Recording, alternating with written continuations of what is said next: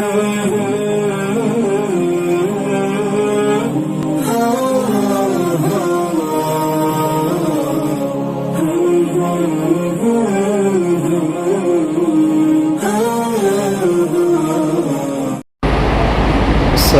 عليكم ورحمة الله وبركاته. الحمد لله رب العالمين والعاقبة للمتقين والصلاة والسلام على سيدنا محمد وعلى آله وصحبه أجمعين. أما بعد، فأعوذ بالله من الشيطان الرجيم. بسم الله الرحمن الرحيم. قال الله عز وجل في كتابه المجيد: ولا يحض على طعام المسكين. صدق الله العلي العظيم. وقال جل في آية أخرى: الذين هم عن صلاتهم ساهون الذين هم يراءون يمنعون الماعون. صدق الله العلي العظيم. وقال نبينا محمد رسول الله صلى الله عليه وسلم: حق المسلم على مسلم خمس: رد السلام، وعيادة المريض، واتباع الجنازة، وإجابة الدعوة، وتشمية عاطش. أو كما قال عليه الصلاة والتسليم. புகழ் அனைத்தும் நம்மை படைத்து பரிபாலிக்கிற அல்லாஹ் ஜல்ல ஷானஹு தஆலா அவனின் மீதும் குறிப்பாக சலாத்தும் சலாமும் அரபகத்தினுடைய அரசர், அகிலத்தினுடைய ஒளி, அருமை பெருமானார் முஹம்மது ரசூலுல்லாஹ் ஸல்லல்லாஹு அலைஹி வஸல்லம் அன்னாரை தொட்டு துவங்கி உலகத்தில் வாழ்ந்து கொண்டிருக்கிற, இனி வாழப்போகிற ஒட்டுமொத்த இஸ்லாமிய சமுதாயத்தினர்களின் மீதும், மேலும் உலகிலே வாழ்ந்து கொண்டிருக்கிற அனைத்து மக்களின் மீதும் அல்லாஹ்வினுடைய அனைத்து நலவுகளும் என்றும் ஈடூடி நிலைக்க என்ற பிரார்த்தனையோடு, கண்ணியமான அல்லாஹ்வினுடைய நல்லடியார்களே, அல்லாஹ்விற்கு நாம் நன்றி கடன் பட்டிருக்கிறோம். எத்தனையோ பல மனிதர்களுக்கு அல்லாஹ் மரணத்தை விதித்திருக்கிறான். நம்மை அல்லாஹ் உயிர் பெற செய்திருக்கிறான். இந்த தினம் எவ்வளவு முக்கியமான தினம் என்பதை நாம் உணர்ந்து பார்க்க கடமைப்பட்டிருக்கிறோம். காரணம், வெள்ளிக்கிழமையினுடைய மகத்துவத்தை பற்றி அல் குர்ஆனும் ஹதீஸும் நமக்கு பல செய்திகளை தருகிறது. பெருமானார் ஸல்லல்லாஹு அலைஹி வஸல்லம் அவர்கள் வெள்ளிக்கிழமையை அடைந்தார்கள் என்று சொன்னால், பெருநாளிற்கு நாம் எல்லாம் எப்படி தயாராகுவோமோ, காலையில குளிச்சுட்டு சந்தோஷமா மகிழ்ச்சியோடு அத்தரெல்லாம் பூசிக்கொண்டு எப்படி நாம் பெருநாள் தினத்தன்று நாம் தயாராகி வருவோமோ அதுபோன்று வெள்ளிக்கிழமை தோறும் நாயகம் ஸல்லல்லாஹு அலைஹி வஸல்லம் தயாராகி பள்ளிக்கு வருவார்கள், இறைவனை புகழ்வார்கள், வணக்கத்திலே மிகவும் ஈடுபாடோடு இருப்பார்கள் என்று ஹதீஸ் நமக்கு அழகிய பல விஷயங்களை தருகிறது. ஆனால் இந்த முஸ்லிம் சமுதாயம், இன்றைக்கு இருக்கிற முஸ்லிம் சமுதாயம், வெள்ளிக்கிழமை என்று சொன்னால் அதுவும் வாரத்தின் ஒரு நாள், அந்த நாளிலே நாம் ஒன்றும் அதிகபட்சமாக செய்ய வேண்டிய அமல் ஏதும் இல்லை என்று, அது இஸ்லாத்திற்கு மிகப்பெரிய ஒரு நாள் இல்லை என்பதாக அறிந்து கொண்டே புரிந்து கொண்டிருக்கிற இந்த சமுதாயம் நன்கு விளங்கிக் கொள்ள வேண்டும். வெள்ளிக்கிழமை இருக்கிறதே, அது மிகப்பெரிய ஒரு நாள். அதை நாம் அடைந்து கொண்டால் அல்லாஹ்வை நாம் வணங்குவதை அவனின் மீது நாம் தஸ்பீஹ்கள் ஓதுவதை, நபிகள் பெருமானார் ஸல்லல்லாஹு அலைஹி வஸல்லம் அவர்களின் மீது நாம் ஸலவாத்துகள் கூறுவதை நாம் அதிகப்படுத்திக் கொள்ள வேண்டும். ஆக இந்த தினம் நமக்கு ஒரு சிறந்த தினமாக இருக்கிறது. நமக்கு அல்லாஹ் தந்த மிகப்பெரிய ஒரு பொக்கிஷமாக இருக்கிறது. எனவே இந்த ஜும்ஆ முதல் நாம் உறுதி எடுத்துக் கொள்ள வேண்டும். நானும் உறுதி எடுத்துக் கொள்ள வேண்டும், நீங்களும் உறுதி எடுத்துக் கொள்ள வேண்டும். நம்மோடு இருக்கிற சொந்த பந்தங்கள், உற்றார் உறவினர்களையும் நாம் சொல்லி அவர்களை அழைத்து வர வேண்டும். ஏன்னா இன்னைக்கு நிறைய பேர் ஜும்ஆக்கு கலந்து கொள்வது இல்லை. வியாபாரங்கள் என்ற அடிப்படையில் பலதரப்பட்ட சுமையின் காரணத்தினால் அவர்கள் வெள்ளிக்கிழமையை வீணாக்குகிறார்கள். அல்லாஹ் பாதுகாக்க வேண்டும். கண்ணியமானவர்களே, நம்ம எல்லாம் வாழ்றது எதுக்குன்னு கேட்டா சொர்க்கத்தை அடைந்து கொள்ளணும். அதுதானே நமக்கெல்லாம் என்ன நோக்கம்? இந்த துனியாவுக்கு எதுக்கு வந்தோம்? 5 மாடியில வீடு கட்டி நல்ல பெரிய ஆடி காரு, அம்பாஸ்டர் கார்லாம் வச்சு நல்ல அருமையான வாழ்க்கை வாழ்வதற்காக இந்த துனியாவுக்கு நம்ம வந்தோம். எதுக்கு வந்தோம்? அல்லாஹ் சொல்லி காட்டுகிறான் சூரத்து முல்க்ல, மௌத் ஹயாத். இது என்ன வாழ்க்கை? இந்த வாழ்க்கை என்ன வாழ்க்கை? تبارك الذي بيده الملك وهو على كل شيء قدير الذي خلق الموت والحياة. இந்த பிறப்பு இறப்பு இதற்கு மத்தியில் இருக்கிற வாழ்க்கை, ஐயுக்கும் அஹ்ஸனு அமலா, எவ்வளவு நன்மை செய்கிறோம் என்பதுதான் இந்த துன்யாவினுடைய வாழ்க்கை. நான் மீண்டும் மீண்டும் சொல்வேன், இந்த துன்யா இருக்கிறதே, இது வந்தோம், பிறந்தோம், வாழ்ந்தோம், வீடு கட்டினோம், வெளிநாட்டிற்கு போனோம், சம்பாதித்தோம், பேங்கில் போட்டோம், மரணித்தோம் என்ற வாழ்க்கை அல்ல. இந்த வாழ்க்கை எப்படிப்பட்ட வாழ்க்கை தெரியுமா? இந்த வாழ்க்கை என்பது பிறந்தோம், இறைவனுக்கு அடிபணிந்து நடந்தோம், நபிகள் நாயகம் ஸல்லல்லாஹு அலைஹி வஸல்லம் வாழ்க்கையை எடுத்து நடந்தோம், அது குர்ஆனின்படி நடந்தோம், அதே அடிப்படையில் கபருக்கு போனோம். இதுதான் வாழ்க்கை. அல்லாஹ் எதிர்பார்க்கிறது இது மட்டும்தான். கொடி கொடியா சம்பாதிச்சியா, வசதி வாய்ப்பா இருந்தியா, எத்தனை பேருக்கு நீ சோறு கொடுத்த, அதெல்லாம் அல்லாஹ் என்ன செய்ய மாட்டான், எதிர்பார்ப்பது அல்ல.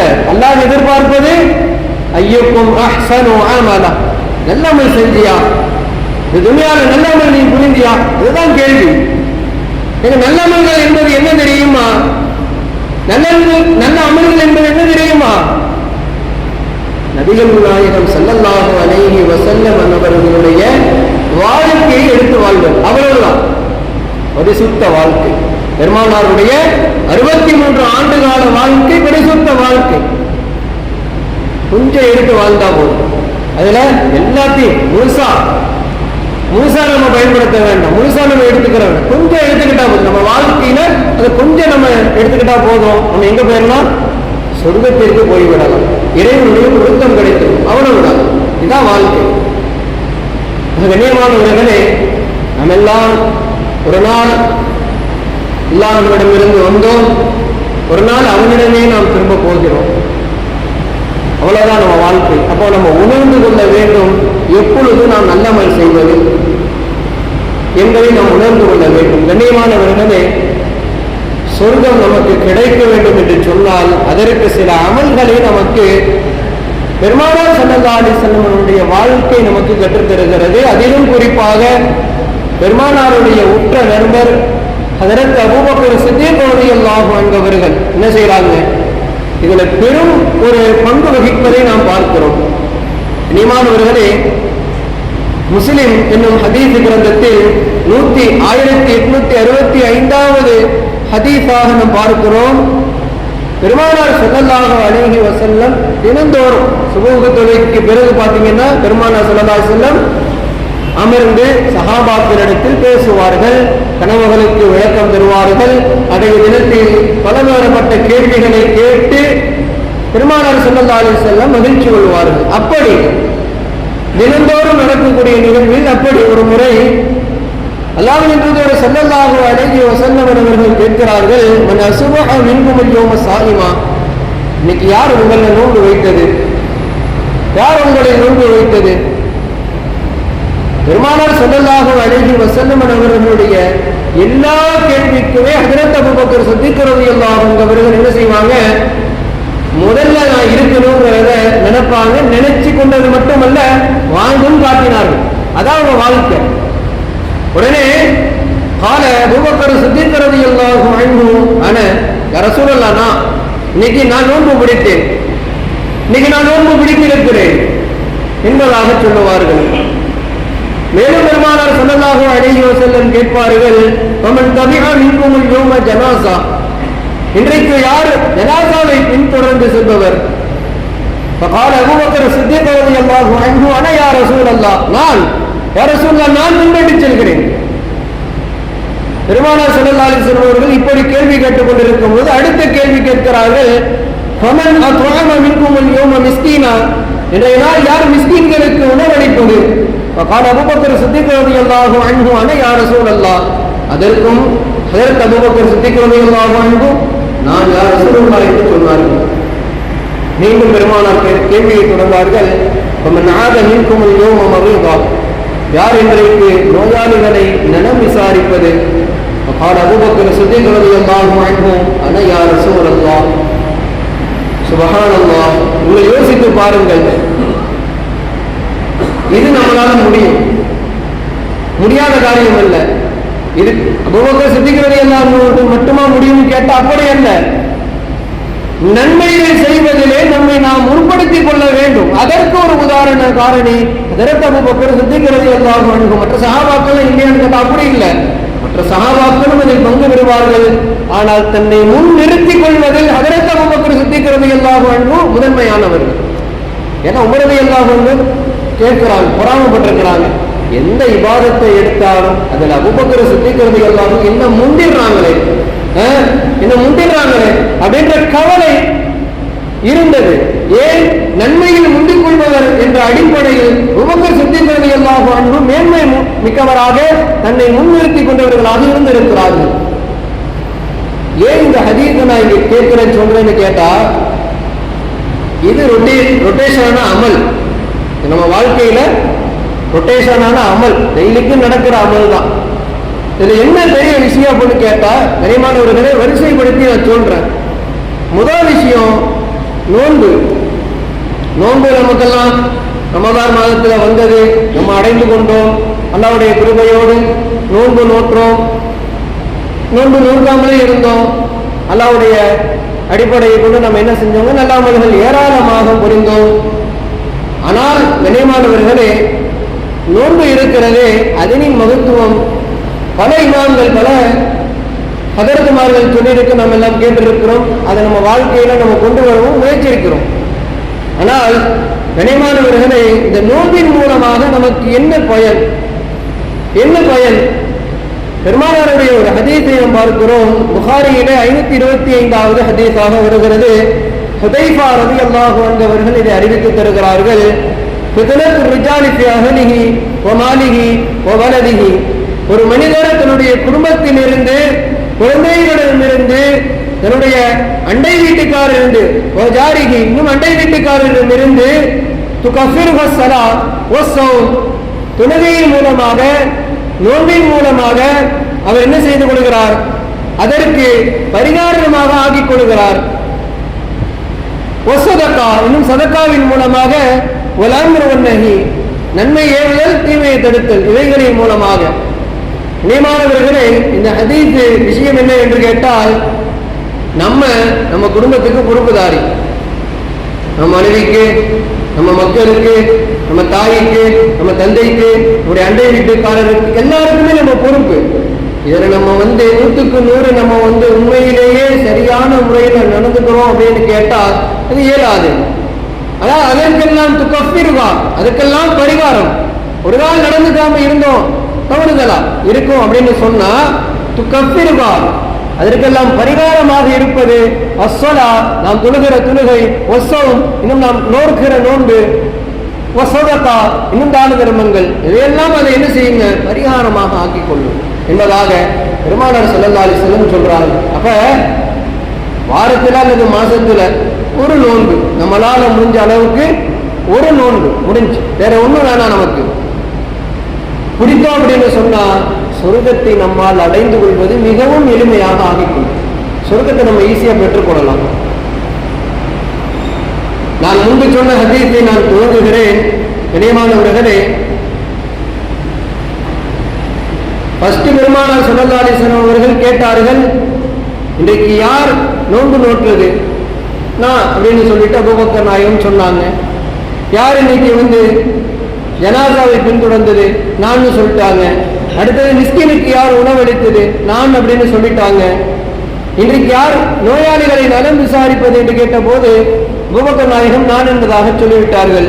கடைசியாக யார் ஒருவர் இதையெல்லாம் செய்கிற அபூபக்கர் சித்திக் ரலியல்லாஹு அன்ஹு அவர்களுடைய அந்த ஹதீஸுக்கு பிறகு பார்த்தோம்னு சொன்னா, ஃபகால ரசூலுல்லாஹி ஸல்லல்லாஹு அலைஹி வஸல்லம் பெருமானார் ஸல்லல்லாஹு அலைஹி வஸல்லம் சொன்னாங்க, மா மஜ்மஉஹுன்ன, யாருக்கெல்லாம் இந்த அமலெல்லாம் ஒன்று குழுமை இருக்கிறதோ, யாருக்கெல்லாம் மஜ்தமஉஹுன்ன ஃபில் அம்ரி, என்னுடைய காரியத்திலே யார் யாருக்கெல்லாம் இந்த அமல் ஒன்று குழுமை இருக்கிறதோ அவர்கள் இல்லா தஹரல் ஜன்னா, சொர்க்கத்தை தவிர அவர்கள் வேறு எங்கும் நுழைய மாட்டார்கள் என்பதாக பெருமானார் ஸல்லல்லாஹு அலைஹி வஸல்லம் அவர்கள் சொல்லுகிறதை நாம் பார்க்கிறோம். அப்ப மேலே சொன்ன இபாதத் அனைத்துமே நம்மை சொர்க்கத்தில் நுழைவிக்கக்கூடிய அமலாக இபாதத்தாக இருக்கிறது.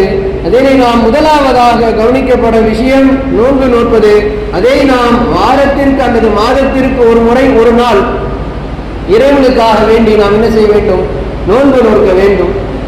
இவ்வாறு நோன்பு நோற்பதன் மூலமாக நமக்கு அல்லாஹ் நம்முடைய பாவங்களை மன்னிக்கிறான். நாம் நம்முடைய உற்றார் உறவினர்கள், பெற்றோர்கள், குழந்தைகள், மனைவி இவர்களுக்கெல்லாம் அவர்களுக்கு ஆற்றக்கூடிய பங்குகளுக்கு விதமான பரிகாரத்தை நமக்கு அல்லாஹ் செய்கிறான். இதையும் மேல் தொட்டு நாம் சொல்லக்கூடிய விஷயம், அல்லாஹ் நமக்கு சொர்க்கத்தை தருகிறான். சொர்க்கத்தை அடையக்கூடிய பாக்கியம் நமக்கு கிடைக்க பெறுகிறது. அது மட்டுமல்லாமல் இன்றைக்கு ஜனாசாவை பின்தொடருதல். இன்னைக்கு பாருங்களேன், இன்னைக்கு ஜனாசாவினுடைய செய்திகள்ல ஏராளமான விஷயங்களை நம்ம பார்க்கணும். ஏன்னா முதல் விஷயம், ஒரு வீட்டில் வஃபாத்து ஏற்பட்டுருச்சு, மௌத்தாயிட்டாங்க, மைக்கில் அனௌன்ஸ் பண்ணியாச்சு. அடுத்தது என்ன செய்யணும்? அவரை தஃபன் செய்யணும். இதுக்கு இடையில எத்தனை பிரச்சனை தெரியுமா இருக்குது? சொந்தக்காரங்க வந்துட்டாங்களா? கோயத்தில் இருந்த மகன் வந்துட்டாரா? சென்னையில் இருக்கிற மாமா வந்துட்டாரா? என்னங்க இவ்வளவு பிரச்சனை நடக்குது. பெருமானார் ஸல்லல்லாஹு அலைஹி வஸல்லம் சொல்லுவாங்க, ஒரு மௌத்தை சீக்கிரம் நீங்க அடைக்கிறீங்க. ஏன்னா அவர் நல்லவராக இருந்தார் என்று சொன்னால் அவர் என்ன செய்வார்? மறு உலகத்திற்கு பயணிப்பதை மிகவும் பாவப்படுகிறார். அவர் தடுத்து வச்சுக்கிட்டு நிற்கிறோம், தடுத்து வச்சுட்டு உட்கார்ந்து இருக்கிறோம். ஒரு நல்லவர், முஸ்லிமானவர், முஃமினானவர், தொழுகையாளி, நோன்பாளி இறந்துட்டாரு அப்படின்னு சொன்னா, அங்கிருந்து அவர் வரணும், இங்கிருந்து இவர் வரணும், அவர் பார்க்கணும், பார்த்தா தான் ஜனாசாக்கு ஆத்ம சாந்தி இது இருக்கா? இல்ல. எவ்வளவு சீக்கிரம் அடக்க முடியுமோ அவ்வளவு சீக்கிரம் நம்ம என்ன செய்யணுங்க? மையத்தை அடைக்கிறணும். ஆனால் இன்னைக்கு அதுதான் நம்ம செய்யக்கூடிய மிகப்பெரிய ஒரு விஷயம். இதை நம்ம தவிர்த்து கொள்ளணும். ஏன்னு சொன்னா, ரொம்ப நேரம் நம்ம ஜனாசாவை வீட்டில் வைக்க கூடாது. பல இடங்களில் இது நடக்க பெறுகிறது. நம்ம ஊர்ல இது நடக்காது, தெரியும் நல்லா. இருந்தாலும் ஒரு செய்திக்காக சொல்லப்படுகிற விஷயம் இது. கண்ணியமானவர்களே, விரைவாக ஜனாசாவை அடக்கிவிட வேண்டும். இன்னொன்னு, ஜனாசாவை குளிப்பாட்டுகிற செய்தி. ஆண் மையத்தா இருக்கட்டும், பெண் மையத்தா இருக்கட்டும், எப்படி குளிப்பாட்டணும்? நம் கண்ணுக்கு முன்னால் பார்த்த பல நிகழ்வுகளை நாம் பகிர்ந்து கொள்கிறோம், அவ்வளவுதான். பகிர்ந்து கொள்கிறோம். இதை நாம் வருங்காலத்திலே நாம் இதை சரி செய்து கொள்வோம் என்ற எண்ணத்தில் இதை நாம் பகிர்கிறோம், அவ்வளவுதான். குளிப்பாற்ற விஷயம். இப்ப குளிப்பாற்ற விஷயத்துல பாத்தீங்கன்னா, ஒரு பெண் மையத்துன்னு சொன்னா 6 பெண்கள் சேர்ந்துக்கிடுவாங்க. சேர்ந்துக்கிட்டு இழுத்து மையத்தை என்ன செஞ்சிருவாங்க? ஒரு வழியாக ஆக்கிடுவாங்க. நம்ம வாசல்ல நிக்கணும். சொந்தக்காரங்க கை கட்டியே நிற்பாங்க. எப்பப்பா வரும்? என்னப்பா முடிஞ்சிருச்சா? என்னப்பா முடிஞ்சிருச்சா? இதே தான். ஏன்னா நேரம் கடத்த இந்த மையத்திற்கு உண்டான கண்ணியத்தை நம்ம நாமல் போகிறோம். சீக்கிரம் அனுப்பி வைக்கணும் அவங்களை. ஏன்னா மறு உலக பயணம் என்பது அல்லாஹ் நமக்கு தந்திருக்கிற மிகப்பெரிய ஒரு கொடை. ஒரு முஃமினுக்கு மௌத் என்பது ரஹ்மத். ஒரு மூமினுக்கு மௌத் என்பது ரஹ்மத். ஏன்னா மறு உலகத்தில் அவனுக்கு பெரிய உலகம் காத்திருக்கிறது, பெரிய பதவி காத்திருக்கிறது, பெரிய தரஜா அல்லாஹ் தர இருக்கிறான், நிறைவா கொடுத்திருக்கிறது. நம்ம தான் அதை பேர் பாதுகாக்கணும். இன்னைக்கு இது நடக்கக்கூடிய மிகப்பெரிய ஒரு விஷயம் இது. இதையெல்லாம் நாம் தவிர்த்து நம்முடைய இல்லங்களிலே ஏதாவது ஒண்ணு இருந்ததுன்னு சொன்னா நம்ம அதை என்ன செய்யணும், சரிபடுத்த வேண்டும். சீக்கிரம் எவ்வளவு சீக்கிரம் அதை முடிக்கணுமோ அவ்வளவு சீக்கிரம் நம்ம அதை என்ன செய்யணும், முடிக்கணும். முடிச்சு இந்த ஜனாசாவை நம்ம விரைவா அனுப்புறதுக்கு நம்ம பார்க்கணும் இன்ஷா அல்லாஹ். அடுத்த விஷயம், ஜனாசாவை தூக்கி கொண்டு போகிறது. ஒரு காலத்தில் வாலிபர்கள் எல்லாம் பார்த்தீங்கன்னா ஜனாசாவை தூக்குற விஷயத்துல மிகவும் பேணுதலாக இருப்பாங்க. ஒண்ணு. ரெண்டாவது, ஜனாசாவில் மையத்து குழியில, அதாவது கபரில் அடக்கிட்டு இன்னைக்கு அதை மண்ணு தூக்கி போடுறதுக்கு பல வாலிபர்களை விட வயோதிகர்கள் தான் மம்புட்டியை தூக்கிட்டு நிற்கிறாங்க. இன்னைக்கு இளைய சமுதாயம் அதில் மிகவும் மிகவும் கவனம் செலுத்தக்கூடிய நிலைமையில் இருக்க வேண்டும். நம்ம பார்க்குற எத்தனையோ ஜனாசா அடைக்கிறோம், ஒரு 45 வயசுக்கு மேல 14+ மேல இருக்கிறவங்க தான் மம்புட்டி கைமா நிற்பாங்க. இந்த 25+ பார்த்தீங்கன்னு வச்சுங்களேன், ஒரு ஓரமா நின்றுக்கிட்டு என்னப்பா எப்போ வந்தா என்ன ஏது, வெளிநாட்டு கதை என்னாச்சு, அந்த கதை என்னாச்சு, இது பேசுற செய்தி நம்ம நிறைய பார்க்கிறோம். அப்ப நம்ம என்ன செய்யணும்னு, வாலிபர்களாக இருக்கக்கூடிய நம்ம என்ன செய்யணும், அந்த நேரத்தில் செய்ய வேண்டிய கடமைகள், ஊருக்கென்று நம் சகோதரர்களுக்கென்று செய்ய வேண்டிய கடமைகள் ஒரு சில இருக்கிறது, அதை நம்ம செய்யணும். நம்ம தான் முன்னாடி நம்ம செய்யணும். ஏன்னா இன்னைக்கு மிகப்பெரிய விஷயம் அதில் தான் நடக்கிறது என்பதை நான் இந்த இடத்திலிருந்து செய்கிறேன், சுட்டி காட்டுகிறேன். இனி வரும் காலங்களிலே நம்முடைய வாலிபர்கள் என்ன செய்வார்கள், அந்த விஷயங்களை பேணி அதை என்ன செய்வார்கள், அடுத்த கட்ட தலைமுறைக்கு, அடுத்த கட்ட விஷயங்களுக்கு அவர்கள் தன்னை நிறுத்திக் கொள்வார்கள் என்ற அடிப்படையிலே நாம் சொல்லுகிற செய்தி இது. கண்ணியமானவர்களே, இப்படி ஒரு ஜனாசாவினுடைய விஷயத்திலே ஏராளம் இருக்கிறது. எல்லாம் இதையெல்லாம் என்ன செய்து கொள்ள வேண்டும், சரியான முறையிலே நாம் இதை பேணி நாம் அதிலே முன்னிறுத்தி கொண்டு ஒரு ஜனாசாவை நல்ல முறையில் வழி எழுப்ப கடமைப்பட்டிருக்கிறோம். அடுத்த கட்ட விஷயம் என்னோடு சொன்னால், மிஸ்கீன்களுக்கு உணவளிப்பது. இன்னைக்கு மிஸ்கீன்கள் எல்லாம் ஏராளமா இருக்கிறாங்க. அல்லாஹ் ரப்பல் ஆலமீன் அவர்களுக்கு பொருளாதார வளத்தை மேன்மைப்படுத்த வேண்டும் என்ற துஆவை நான் இடத்திலே நான் எடுத்துக்கொள்கிறேன். கண்ணியமானவர்களே, மிஸ்கீன்களுக்கு நம்ம நிறைய உணவளிக்க வேண்டும். ஏன்னா இவை அனைத்துமே நாம் சொல்லுகிற இத்தனை செய்திகளிலுமே நம்முடைய சொர்க்கம் நம்முடைய கரத்திலே இருக்கிறது. நம்ம சொர்க்கத்துக்கு போறதுக்கு உண்டான பாஸ், அதுக்குண்டான இகாமா எங்க இருக்குது, நம்ம கரத்தில், நம்முடைய வாழ்க்கையில் தான் இருக்கிறது. இன்றைக்கு மிஸ்கின் யாராவது ஒருத்தவங்க வாசல்ல நின்று நம்மளை அழைத்தால் நம்மளுடைய ரெஸ்பான்சிபிலிட்டி எப்படி இருக்கு, அவங்களை எப்படி பேணுறோம், எவ்வளவு கொடுக்கிறோம், இன்னைக்கு யோசிச்சு பாருங்க. பல நேரங்களில் நான் சொல்லுகிற செய்தி இது. நான் இன்னமும் சொல்வதற்குண்டான காரணம் என்னவென்று கேட்டால், ஒரு வலியுறுத்தல், அவ்வளவுதான். இன்றைக்கு ஒரு மிஸ்கின் நம்மளுடைய வாசலில் நிற்கும் போது அவரிடத்திலே நாம் நடந்து கொள்கிற விதம் நல்ல முறையில் இருக்க வேண்டும், நல்ல முறையில் நடந்து கொள்ள வேண்டும். கேட்டோன்னு நம்ம என்ன செஞ்சிடறோம், நம்மளால முடிஞ்ச பெரிய தொகை எவ்வளோ, 5 ரூபா, அதையும் குறிப்பா 2 ரூபா, அதான் நம்மளால முடிஞ்ச பெரிய தொகை. பெரிய தொகை அது. நம்ம நின்று நம்ம 2 ரூபா கொடுத்தா ஏற்றுக்கிறோமா, 5 ரூபா கொடுத்தா ஏற்றுக்கிறோமா? அல்லாஹு அக்பர். ஏழையினுடைய சிரிப்பில் இறைவனை காணலாம் என்பதாக சொல்லுவார்கள். அதுபோன்று மிஸ்கீன்கள் நிற்கும் போது நாம் என்ன செய்யணுங்க, ஏழைகள் எளியவர்கள் நிற்கும் போது அவர்களை ஏளனப்படுத்தாமல் அவர்களுக்கு நாம் நம்முடைய கண்ணியத்தை செலுத்த வேண்டும். ஏதோ ஒரு நேர உணவு, ஒரு நேர தேநீர், நம்மளால முடிஞ்ச ஒரு ஹெல்ப். இன்றைக்கு பல சமுதாயத்தினர்களில் முஸ்லிம் சமுதாயம் இந்த விஷயத்தில் மிகவும் பேண வேண்டும், பேணிக் கொண்டிருக்கிறது. ஆனால் இன்னமும் நாம் என்ன செய்ய வேண்டும், உணவளிக்கக்கூடிய விஷயத்தில் நாம் நம்மை முற்படுத்திக் கொள்ள வேண்டும். நோம்பினுடைய நேரத்தில் பார்த்தீங்கன்னா சகருடைய உணவு எல்லா இடத்திலும் ஏற்பாடு செய்யப்பட்டது. அதே மாதிரி நம்மளால முடிஞ்ச அளவுக்கு நம்முடைய பொருளாதாரங்கள், நம்முடைய செல்வங்கள், நம் செலவிற்கு போக மீதம் இருக்கக்கூடிய தொகைகளை, காசு பணங்களை நம்ம என்ன செய்யணும், ஏழைகளுக்காக வேண்டி செலவு செய்ய வேண்டும். இன்னைக்கு நம்ம ஊர்ல எத்தனை பேர் இருக்கிறாங்க ஏழைகள், அவங்க சரியான முறையில் தினந்தோறும் அன்றாட வாழ்க்கையை நடத்த முடிகிறதா, அவர்களுக்கு அன்றாட உணவுகள் சாப்பிடுறாங்களா அல்லது இல்லையா என்பதை நாம் என்ன செய்ய வேண்டும், பக்கத்தில் இருக்கக்கூடிய அண்டை வீட்டுக்காரர்களுடைய நாம் நம்முடைய விஷயங்களை நாம் பார்க்க வேண்டும். பார்த்து அதிலே நாம் சரி செய்து கொண்டோம் என்று சொன்னால் அல்லாஹ் ரப்பல் ஆலமீன் நமக்கு என்ன செய்வான், அதற்கும் பற்பல கூலிகளை நமக்கு தருவான். மேலும் நாம் நம்முடைய சகோதரர்கள் யாரேனும் நோய்வாய்ப்பட்டிருந்தால் அவர்களுடைய இடத்திலே போய் சென்று நோயினுடைய நலங்களை நலம் விசாரிக்க வேண்டும். நம்ம காது கேட்டது இந்த மாதிரி ஒருத்தர் இன்னும் முடியாமல் இருக்கிறாருன்னு சொல்லி கேள்விப்பட்டோம்னு சொன்னால் என்ன செய்யணும்? போய் அவர்களுடைய அருகாமையிலே அமர்ந்து அவர்களுடைய கரத்தை பிடித்து அல்லது அவர்களை நோக்கி நம்ம என்ன செய்யணும்? நல்ல பல சிறந்த வார்த்தைகளை சொல்ல வேண்டும். ஆனால் இன்னைக்கு பார்த்தீங்கன்னா இந்த நோய் வந்துருச்சா, இது அவருக்கு வந்துச்சு, கொஞ்ச நாள் தான் இருந்தாரு, அதுக்கப்புறம் முடியாம போயிட்டு, காப்பாற்ற முடியாம போயிட்டு, இந்த மாதிரி வார்த்தைகளை பயன்படுத்துறப்ப நோயாளிக்கு என்னங்க, சுகத்தை விட மரணம் தான் இலகுவாக்கப்படும் என்பதை யோசித்து பார்க்க வேண்டும். அவரிடத்திலே நல்ல வார்த்தைகளை நாம் பேசணும். விஷால அல்லாஹ் சிபாவாக்கிடுவான் அப்படிங்கிற மாதிரி அவர்களுக்கு நம்மளால் முடிந்தவைகளை கொடுத்து அல்லது நம்மளால் முடிந்த வார்த்தைகளை அவர்களுக்கு தந்து அவர்களுக்கு உண்டான நல நோயாளிகளை நலம் விசாரித்தல், இவைகள் அனைத்துமே சொல்லப்பட்ட இவைகள் அனைத்துமே நம்முடைய அன்றாட வாழ்க்கையில் உள்ள விஷயங்களாக இருக்கிறது. மேலும் இவைகளெல்லாம் நாம் சரிவர நம்முடைய வாழ்க்கையிலே நாம் எடுத்துக்கொள்ளும் போது அல்லாஹ் ரப்பல் ஆலமீன் நமக்கு என்ன செய்கிறான்? பலதரப்பட்ட நன்மைகளை தருகிறான், பலதரப்பட்ட தீமைகளை பாவங்களை அளிக்கிறான். மேலும் நாம் எல்லாம் எதிர்பார்த்து கொண்டிருக்கிற, நாம் எல்லாம் ஆசை வைத்துக் கொண்டிருக்கிற சொர்க்கத்தை அல்லாஹ் நமக்கு நாளைக்கு மறுமையிலே தருகிறான். எனவே கண்ணியமிக்க அல்லாஹ்வினுடைய நல்லடியார்களே, நாம் எல்லாம் உண்மையான முஸ்லிமாக வாழ வேண்டும். உண்மையான முஸ்லிமாகவே நாம் மரணிக்க வேண்டும். அதற்கு நாம் நம்முடைய இஸ்லாம் நமக்கு என்ன கற்றுத்தந்திருக்கிறதோ அவைகளையெல்லாம் நாம் பேணி அதன்படி நாம் வழி நடக்க வேண்டும்.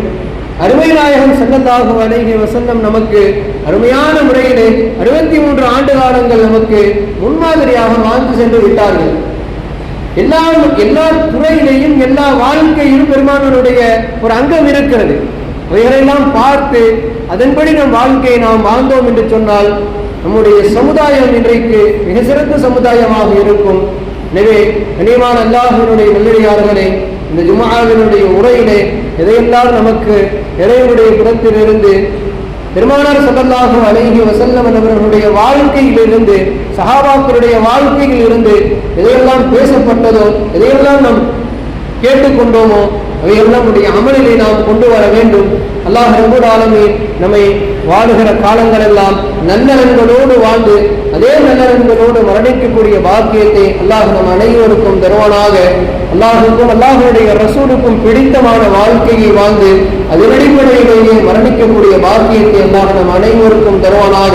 அல்லாஹ் ரப்பல் ஆலமீன் நாளைக்கு கியாமத்து நாளிலே இலகுவான கேள்வி கணக்குகளோடு அல்லாஹ் நம்மை சொர்க்கத்தை அடையச் செய்வானாக.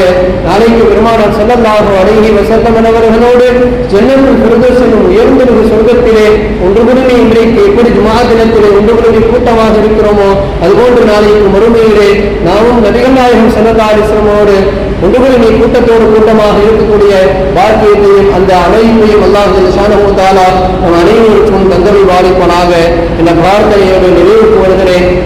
وآخر دعوانا أن الحمد لله رب العالمين. السلام عليكم ورحمة الله وبركاته.